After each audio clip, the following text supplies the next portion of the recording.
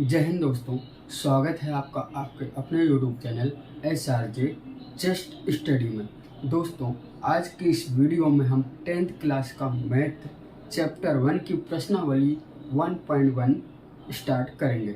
दोस्तों, इससे पहले मैंने इंट्रोडक्शन दिया था चैप्टर 1 का, जिसमें मैंने आपको यूक्लिड विभाजन एल्गोरिज्म के बारे में बताया था और समझाया था कि हमें किस तरीके से इसके सवालों को करना है।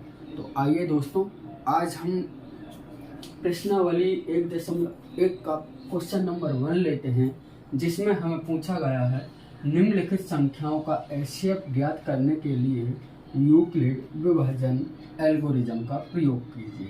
3 सवाल हैं हमारे पास, इन सभी को हम एक एक करके यूक्लिड विभाजन एल्गोरिज्म की सहायता से करेंगे। तो आइए दोस्तों, हम हमारा पहला सवाल करते हैं, जिसमें हमें ए दिया है। यहाँ पे दोस्तों जो भी संख्या हमारी बड़ी होगी उसको हम ए मान लेंगे। तो ए है हमारे पास इसमें दोस्तों ए 225 और बी हमारे पास क्या है दोस्तों 135। तो आइए इसको हम करते हैं। ए को हम अंदर रखेंगे 225 और भाग देंगे छोटी संख्या बी 135 से। ठीक है दोस्तों, इस तरीके से हमें इसको लिखना है। चलिए अब भाग देते हैं। 225 में 135 का भाग लगाएंगे यहाँ पे। तो कितनी बार जाएगा दोस्तों भाग? एक बार चला जाएगा, यहाँ पे एक बार जाएगा और यहाँ पे 135 हम लिख देंगे। अब इनको दोस्तों हम क्या करते हैं, घटाते हैं। तो चलिए घटा देते हैं। 5 में से 5 जाएगा दोस्तों, 0 बचेगा। 2 में से 3 घटेगा नहीं दोस्तों, एक इधर से हासिल ले लेंगे तो यहाँ कितना हो जाएगा 12। तो फिर 12 में से 3 घटाएंगे तो यहाँ पे 9 आ जाएगा और यहाँ 1 बचा है, 1 में से 1 घटाएंगे तो 0 आ जाएगा। तो हमारा दोस्तों यहाँ पे क्या आ गया 90। तो दोस्तों यहाँ पे ये हमारा ए होगा, है ना, हमने पहले ही माना है। ये बी है, ये हमारा क्यू होगा और ये जो आया है रिमाइंडर लास्ट में शेषफल, ये आर होगा। तो दोस्तों मैंने आपको फॉर्मूला बताया था, क्या था? एल्गोरिज्म यूक्लिड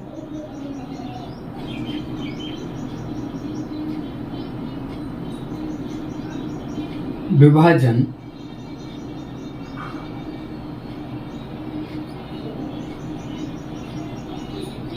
प्रमेय का या फिर एल्गोरिज्म से ए बराबर पी क्यू प्लस आर, यही था दोस्तों हमारा। तो अब हम क्या करेंगे, यहाँ पे ये सारे मान रख देते हैं। ए हमारे पास क्या है दोस्तों 225 बराबर बी हमारे पास 135 है। यहाँ पे क्यू का गुणा हो रहा है तो क्यू हमारे पास 1 है दोस्तों, और रिमाइंडर आर कितना आया है हमारे पास दोस्तों 90। तो इसको इस तरीके से यहाँ भी लिखेंगे। ये हमारा दोस्तों यहाँ पे फर्स्ट स्टेप कंप्लीट हो गया। अब दोस्तों हम क्या करेंगे, इन दोनों में देखेंगे कि जो भी संख्या बड़ी होगी, अब ये वाली संख्या बड़ी है तो इसको अंदर लिखेंगे इस तरीके से इसको हम अंदर लिखेंगे। अब हम क्या करेंगे, 90 से 135 में भाग लगाएंगे। तो 135 को हमने यहाँ अंदर लिख दिया। ठीक है, अब 90 से 135 में भाग देंगे दोस्तों तो एक बार ही जाएगा। तो चलिए देते हैं, एक बार यहाँ पे भाग जाएगा। ये हमने यहाँ पे 90 लिख दिया और 135 में 90 को घटाते हैं। यहाँ से 5 में से 0 घटाएंगे, 5 बचेगा और यहाँ 3 में से 9 घटेगा नहीं, तो हम 1 इधर से लेंगे तो यहाँ हो जाएगा 13 और 13 में से 9 घटाएंगे दोस्तों तो हमारे पास बच जाएगा 4। तो ये हमारा यहाँ पे दूसरी स्टेप हो गई। अब इस कंडीशन में हमारे पास एक क्या है दोस्तों, ये हो जाएगा ए हमारा, ये हो जाएगा बी और ये हो जाएगा क्यू और ये नीचे वाला आर हो जाएगा। तो चलिए अब दोबारा से इस स्टेप के लिए यहाँ पे लिखेंगे ए हमारे पास 135 हो गया बराबर बी हमारे पास दोस्तों 90 हो गया है। यहाँ पे गुणा करना है क्यू का, तो क्यू हमारा कितना है दोस्तों 1 है। फिर प्लस करना है क्या आर 45 है, तो ये यहाँ पे हमने 45 लिख दिया। ठीक है दोस्तों, अब हम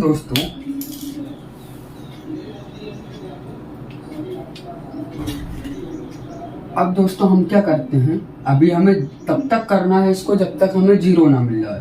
तो अब हम क्या करेंगे, यहाँ पे देखिए ये 90 बड़ा है 45 छोटा है, तो अब 90 को अंदर रखेंगे।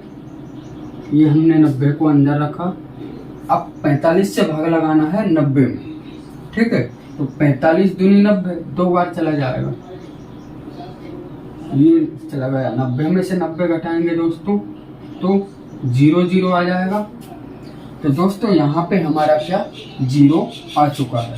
तो अब हम क्या करेंगे, यहाँ पे दोस्तों इस कंडीशन में हमारे पास ए जो है 90 है, यहाँ पे बी है ये 45, 2 है क्यू, और ये आर हमारा रिमाइंडर 0 बचा। तो आगे लिखते हैं हम, कैसे लिखेंगे, 90 ए है हमारे पास बराबर बी 45 है, बी 45 है 45 लिखेंगे। गुणा करना है क्यू का, तो क्यू हमारे पास 2 है। फिर प्लस रिमाइंडर क्या बचा 0। तो यहाँ पे दोस्तों 0 आ चुका है। ये हमें तब तक डिवाइड करना है जब तक हमें 0 ना मिल जाए। तो दोस्तों जिस संख्या से भाग देने पर हमें 0 मिल जाता है वही संख्या हमारी HCF कहलाएगी। इस संख्या से जब हमने भाग दिया 90 में तो हमें क्या मिला 0 0। तो ये जो संख्या है हमारी दोस्तों, ये भी हमारी HCF कहलाएगी। यहाँ पे भी लिखेंगे दोस्तों हम, ये जो हमारी संख्या है ये क्या कहलाएगी HCF 45। ठीक है दोस्तों, अब नीचे कैसे लिखेंगे दोस्तों, हम इसको ध्यान से देखना। 135 और 225 का HCF बराबर कितना है दोस्तों हमारा 45। तो दोस्तों आपको एग्जाम में सवाल को ठीक इसी तरीके से करना है। तो दोस्तों ये हमारा क्वेश्चन फर्स्ट का पहला वाला हमने कर लिया है। तो दोस्तों आप इसका स्क्रीनशॉट ले लीजिए, इसके बाद हम अगला क्वेश्चन करेंगे। तो आइए दोस्तों इसका सवाल नंबर 2 हम करते हैं। तो सवाल नंबर 2 में क्या दिया है दोस्तों, हमें 196 और 38,220 का हमें HCF निकालना है। HCF को दोस्तों इंग्लिश में हाईएस्ट कॉमन फैक्टर बोला जाता है, हिंदी में इसको महत्तम समापवर्तक बोला जाता है। तो चलिए निकालते हम 196 और 38,220। तो दोस्तों यहाँ पे जो संख्या बड़ी होगी उसको हम क्या मानते हैं, A मानते हैं। तो चलिए लिखते हैं, यहाँ पे हम हल करते हैं। हल 196 और 38,220 इसका हमें क्या निकालना है HCF। तो यहाँ पे A बराबर क्या होगा 38,220 और B होगा दोस्तों हमारे पास 196। तो चलिए इसको यूक्लिड विभाजन से भाग देते हैं। 38,220 को हम रखेंगे अंदर, ठीक है दोस्तों, और 196 से भाग देंगे। दोस्तों यहाँ पे 3 अंक हैं तो इन 3 अंकों में भाग जाएगा। तो 196 से 382 में भाग लगाएंगे तो एक बार जाएगा, लिख देते हैं यहाँ पे 196। इनको घटाएंगे दोस्तों, यहाँ पे 2 है, 2 में से 6 घटेगा नहीं, तो हम क्या करेंगे 8 में से 1 इसको देंगे तो ये कितना हो जाएगा 12। 12 में से 6 घटाएंगे दोस्तों तो 6 आएगा। ठीक है दोस्तों, अब यहाँ पे 7 बचा है, 7 में से 9 नहीं घटा सकते, 1 इससे ले लेंगे तो यहाँ हो जाएगा 17, और 17 में से 9 घटाएंगे दोस्तों तो कितना होगा 8। ठीक है दोस्तों, यहाँ पे 2 बचा, 2 में से 1 घटाएंगे तो ये 1 आ जाएगा। अब हमारे पास दोस्तों 186 बचा है और यहाँ पे दोस्तों हम अब उतारेंगे क्या, 2। ये जो 2 है इसको यहाँ पे लिखेंगे। ये क्या होगा है दोस्तों हमारे पास 1862। इसको भाग देंगे 196 से तो कितनी बार जाएगा, ये 1800 है और ये 200 के लगभग में है, तो ये जाना चाहिए 2 नम 18, 9 बार चला जाएगा। 9 से चेक कर लेते हैं, 9 का गुणा इधर करते हैं, 9 छक्के 54, 54 का 4 आएगा, हासिल यहाँ पे 5 लग जाएगी। 9 से 9 में गुणा करेंगे 81, 9 नम 81 और 5 कितना होगा दोस्तों 86, 86 का 6 लिखेंगे, हासिल का 8 यहाँ पे लिखेंगे। 9 का गुणा 1 में करेंगे, 9 एकम 9 और 8 कितना होगा दोस्तों 17।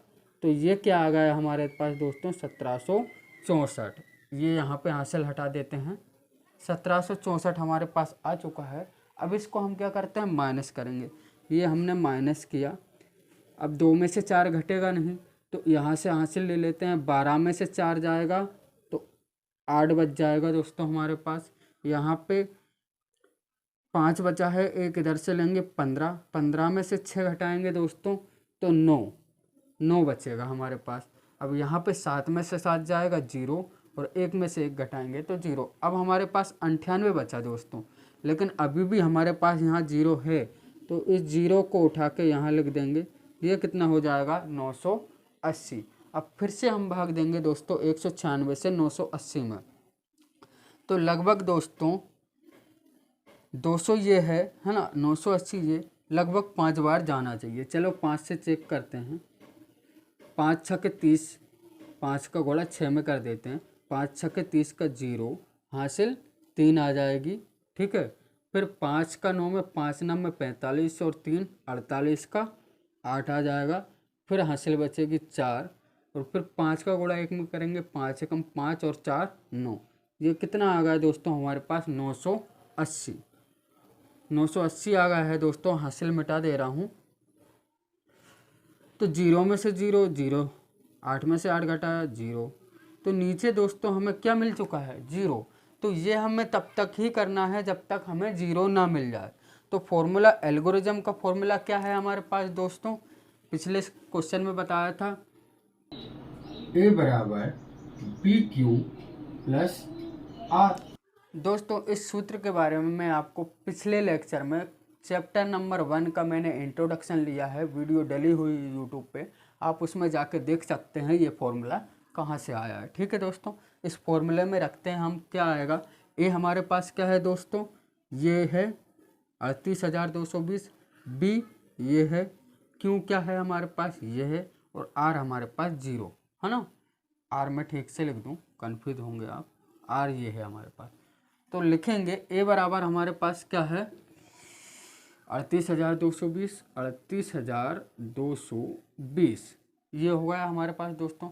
इसके बाद बराबर में बी क्यू, बी क्या है हमारे पास 196, गुणा करना है क्यू का, क्यू है हमारे पास दोस्तों 195, प्लस क्या बचा है हमारे पास दोस्तों रिमाइंडर आर 0। तो ये हमें 0 यहाँ पे मिल जाता है, तो अब हमें आगे करने की इसको ज़रूरत नहीं है।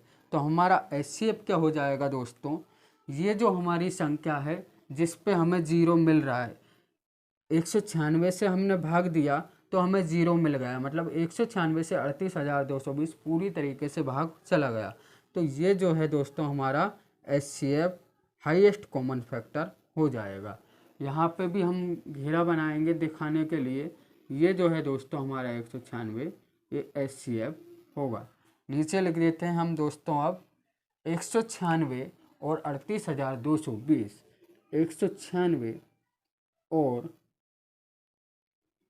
38,220 का HCF बराबर क्या होगा दोस्तों 196। तो दोस्तों ये हमारा आंसर आ चुका है। आपको एग्ज़ाम में दोस्तों इस सवाल को ठीक इसी तरीके से करेंगे तो आपको पूरा नंबर मिलेगा। तो दोस्तों आप इसका स्क्रीनशॉट ले लीजिए, फिर हम करते हैं सवाल नंबर 3।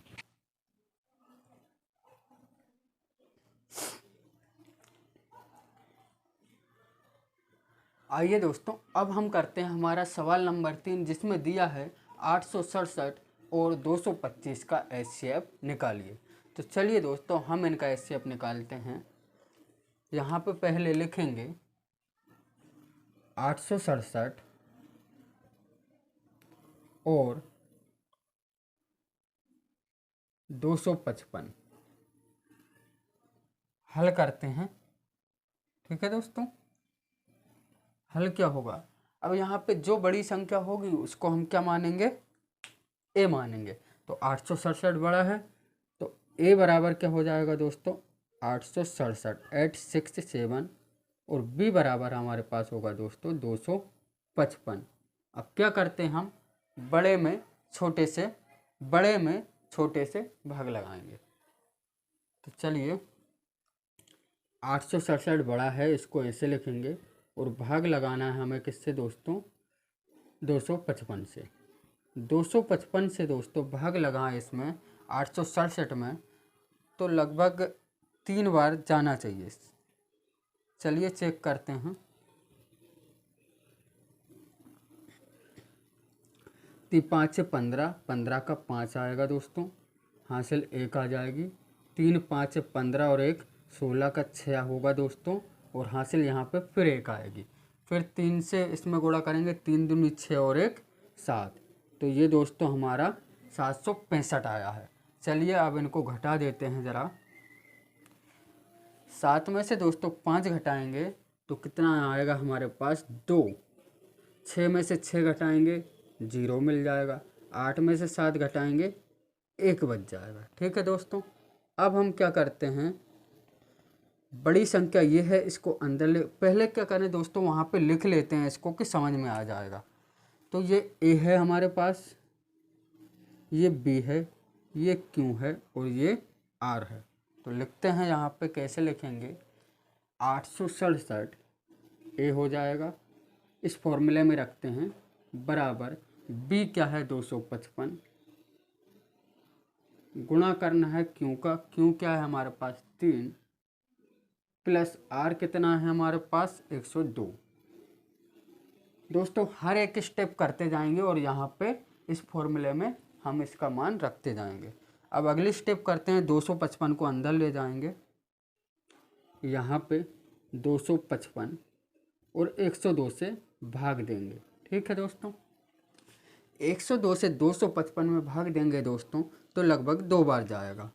2 बार जाएगा तो ये क्या आ जाएगा, 102 दूनी 204, कितना मिला हमें दोस्तों 204।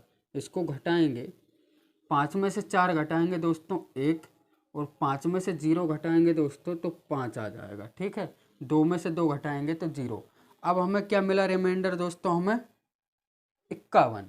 तो यहाँ ए क्या होगा हमारे पास 255, बी 102 और ये जो है हमारा आर होगा और ये क्यू हो जाएगा 2। तो फिर से लिखते हैं, ए बराबर, ए क्या है 255 बराबर बी क्या है 102, 102 से भाग दे रहे हैं हम, गुणा करेंगे क्यू का, क्यू क्या है हमारे पास 2, प्लस रिमाइंडर क्या बचा हमारे पास दोस्तों 51। तो ये हमने 51 को यहाँ पे लिख दिया। ठीक है दोस्तों, इतना कर दिया। अब इसको आगे बढ़ाएंगे,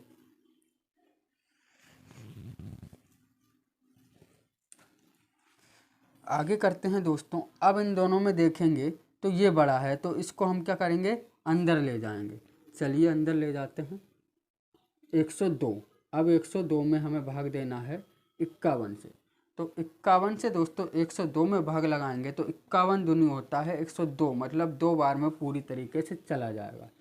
तो यहाँ पे आ जाएगा 102, इसको घटा देंगे तो नीचे मिलेगा हमें 0 0 0। तो दोस्तों यहाँ पे हमारा 0 आ चुका है। इस कंडीशन में हमारा ए क्या होगा 102, बी 51, क्यू 2 और आर 0। ठीक है, आर 0 होगा। यहाँ पे लिखेंगे अब इसको, 102 ए है, 102 बराबर बी है 51, गुणा करना है दोस्तों हमें 2 का, क्यू का 2, प्लस रिमाइंडर कितना बचेगा हमारे पास 0। तो दोस्तों जहाँ पे हमें 0 मिल जाएगा वहाँ पे हमारा सवाल ख़त्म हो जाएगा, और जिस संख्या से हम भाग देंगे जिस संख्या से हम भाग दे रहे हैं उसको हम एचसीएफ मांगेंगे। 51 से भाग देने पर हमें 0 मिलता है, तो हम 51 को ही क्या मांग लेंगे, एचसीएफ। तो ये क्या हो जाएगा हमारा एचसीएफ, और यहाँ पे भी घेरा लगाएंगे तो एचसीएफ कितना आ गया हमारा दोस्तों, 51। 51 क्यों आया दोस्तों, क्योंकि हमने 51 से भाग दिया तब जाके हमें 0 मिला। तो यहाँ पे नीचे हम कैसे लिखेंगे, 867 और 255 का एचसीएफ बराबर कितना आया, 51। ठीक है दोस्तों, चलिए दोस्तों इसका स्क्रीनशॉट ले लीजिए। फिर अगला सवाल करते हैं, क्वेश्चन नंबर 2। तो दोस्तों यहाँ पे हमने सेकंड सवाल ले लिया है, जिसमें हमें दिया गया है, दर्शाइए कि कोई भी धनात्मक विषम पूर्णांक 6q+1 या 6q+3 या 6q+5 के रूप का होता है, जहाँ q कोई पूर्णांक है। इसको हमें दोस्तों दर्शाना है कि कोई भी धनात्मक विषम पूर्णांक इस रूप में होगा।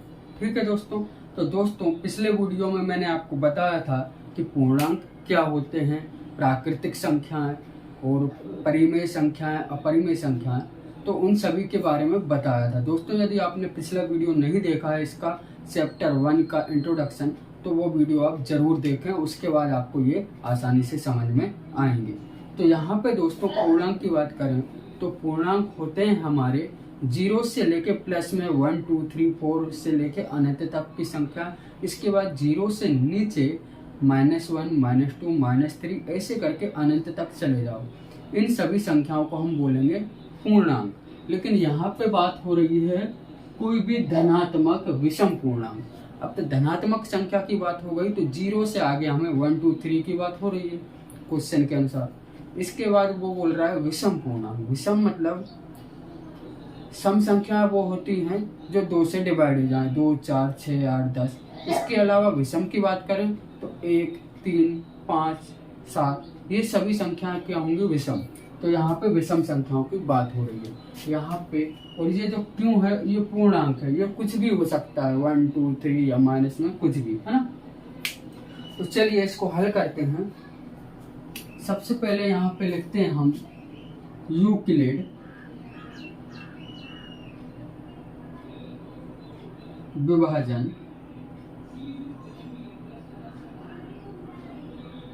प्रमेयिका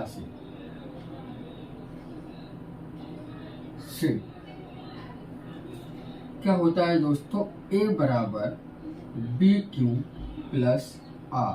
ठीक है, अब यहाँ पे दोस्तों एक जगह पे ध्यान दीजिए, ये जो है 6Q, B की जगह 6 है, यहाँ पे हर जगह दिया हुआ है। ठीक है दोस्तों, और एक और चीज बताई थी मैंने अब दोस्तों आपको पिछले लेक्चर में, कि यहाँ पे जो 0 होगा वो बड़ा होगा R से या R के बराबर होगा।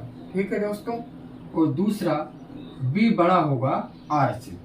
ठीक है दोस्तों, तो इसके अनुसार अब हम इस सवाल को करेंगे। ये 2 चीजें आपको याद रखना है। तो चलिए आगे करते हैं। तो प्रश्न के अनुसार यदि हम यहाँ पे देखें, प्रश्न अनुसार लिखते हैं,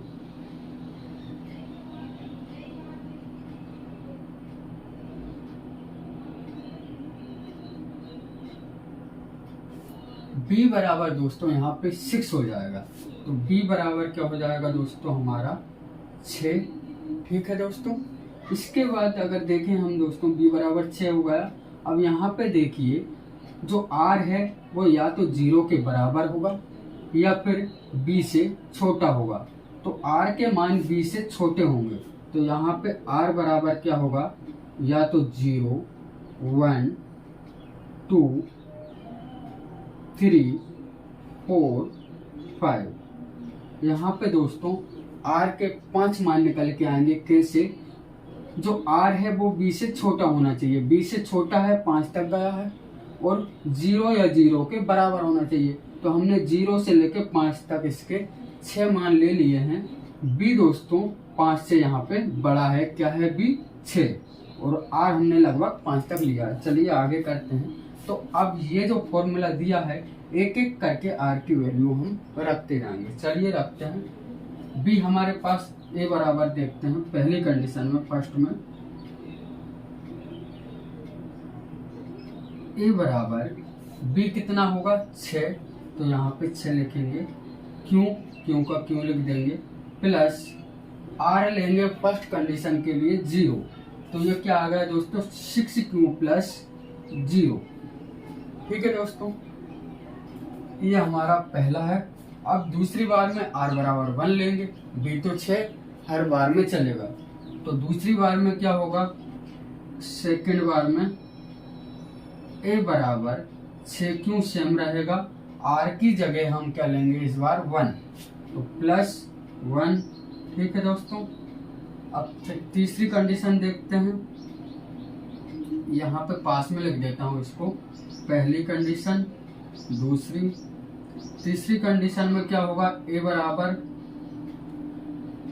b की वैल्यू 6 ही रहेगी यहाँ पे दोस्तों, यहाँ 6 लिखना है ना। b की वैल्यू दोस्तों हर बार 6 रखेंगे हम, तो ये यहाँ पे भी क्या आ जाएगा 6q प्लस, अब r की वैल्यू क्या लेंगे हम दोस्तों 2, तो यहाँ पे क्या आ जाएगा 6q प्लस 2।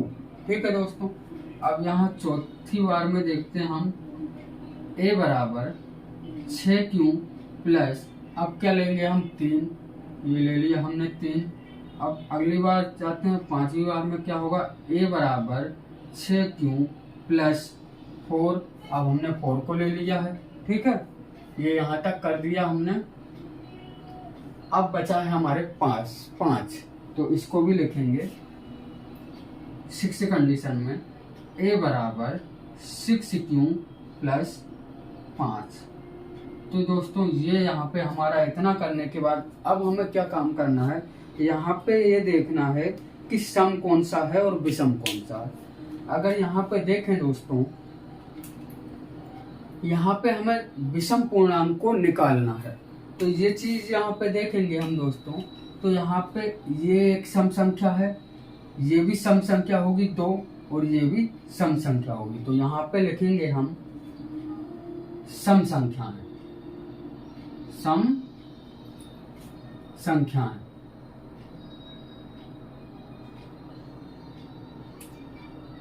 सम संख्याएं क्या होंगी दोस्तों, पहला 6q प्लस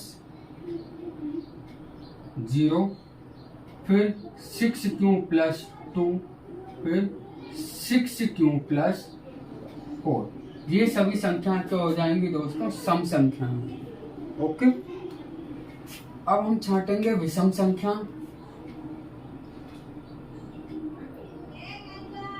विषम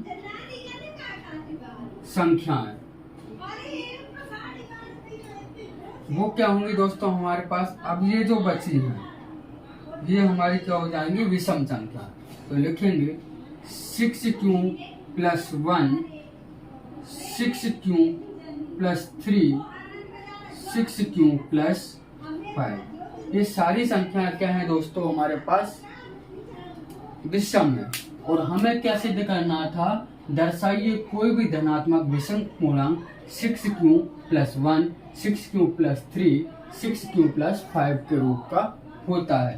तो हमने यहाँ पे देखा कि जो भी विषम संख्याएं हैं वो इसी रूप में आई हैं, 6q प्लस 1, 6q प्लस 3 और 6q प्लस 5 के रूप में सारी संख्याएं आई हैं, और जो बची हैं वो सारी किस रूप में, सम संख्या। तो हमें मतलब था विषम को दर्शाना था हमें, तो हमने जब इसको सिद्ध किया तो हमारा जो नीचे वाला विषम पोर्शन आया वो ठीक इसी रूप का आया जो क्वेश्चन में लिखा हुआ है। तो हम लिखेंगे नीचे, अतः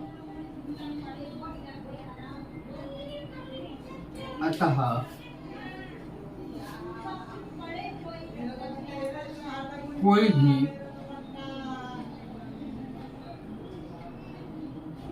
धनात्मक विषम पूर्णांक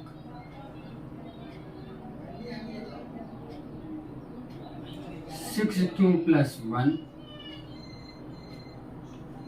या 6q+3 या 6q+5 के रूप का होगा। ठीक है दोस्तों, आइए दोस्तों इसका सत्यापन करके देखते हैं हमने जो निकाला है वो सही है या गलत। तो चलिए करते हैं इधर सत्यापन।